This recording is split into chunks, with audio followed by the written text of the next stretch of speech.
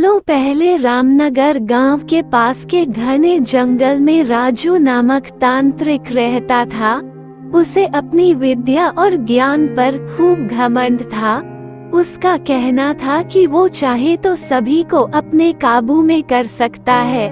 साथ ही तंत्र विद्या की मदद से किसी को जान से मारने की कला भी उसे खूब आती थी। उसी दौरान रामनगर गांव के युवा एक एक करके गायब हो रहे थे। कुछ समय बाद ग्रामीणों को समझ आया कि सभी जवान लोगों को तांत्रिक अपनी विद्या से काबू करके खत्म कर रहा है। इस बात से परेशान होकर सभी ग्रामीणों ने चर्चा की और यह फैसला लिया कि वो सब मिलकर तांत्रिक को मार देंगे। अपनी इस योजना को अंजाम देने के लिए एक दिन सभी ग्रामीण मिलकर तांत्रिक के घर पहुंच गए। उस समय तांत्रिक किसी पूजा में बैठा हुआ था। इसे अच्छा मौका समझते हुए सभी ने उसे एक कुर्सी से बांध दिया और उस पर आग लगाकर वहां से चले आए। ग्रामीणों के मन में हुआ कि तांत्रिक उसी आग की लपटों में झुलस जाएगा और उससे उनका पीछा छूटेगा। हुआ भी ऐसा ही। करीब 4 से 5 साल तक सभी लोग अपने गांव में हंसी खुशी रहने लगे। अचानक एक दिन 4 लड़के अपने शहर से घूमने के लिए कहीं जा रहे थे। तभी बीच में रामनगर गांव पड़ा। रात बहुत हो चुकी थी तो उन्हें लगा कि थोड़ा वक्त यही गुजार लिया जाए। चारों लड़के रामनगर के जंगल में ही रुक गए।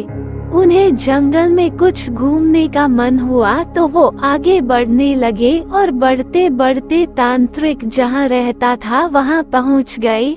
पूरे घर में मकड़ी के जाल लगे हुए थे। तभी एक लड़के को आधी जली हुई कुर्सी नजर आई और वो बिना कुछ सोचे समझे उस पर बैठ गया। बैठते ही उसके अंदर तांत्रिक की आत्मा घुस गई। अब लड़का जोर जोर से चिल्लाकर कहने लगा कि अब मैं सबसे बदला लूंगा, पूरे गांव में आग लगाकर सबको जला दूंगा। अपने दोस्त को इस तरह का बर्ताव करते देख अन्य 3 लड़के डर गए और वहां से गांव की तरफ बढ़ने लगे। सुबह होते ही उन्होंने सरपंच से मुलाकात की और सारा किस्सा सुना लिया। सबसे पहले तो सरपंच ने उन तीनों लड़कों पर खूब गुस्सा किया। उन्होंने पूछा कि तुम लोगों को किसने कहा था वहां जाने के लिए? आप हमें माफ कर दीजिए, लेकिन हमें अपने दोस्त को बचाना है।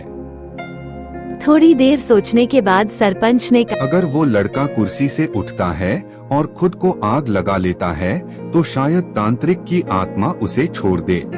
सरपंच ने ये बात कही ही थी कि जिस लड़के पर तांत्रिक का भूत घुसा था वो कुर्सी के साथ उड़ता हुआ गांव पहुंच गया। अपने दोस्त को इस हालत में देख उन तीनों लड़कों ने सबसे पहले जाकर उन लोगों से मुलाकात की जिन्होंने तांत्रिक की कुर्सी पर आग लगाई थी। उनसे बात करके सभी लड़के उन्हें अपने दोस्त के पास लेकर चले गए। जैसे ही उनके दोस्त के अंदर बैठे तांत्रिक ने कुर्सी पर आग लगाने वालों को अपने सामने देखा, उसे बहुत गुस्सा आया।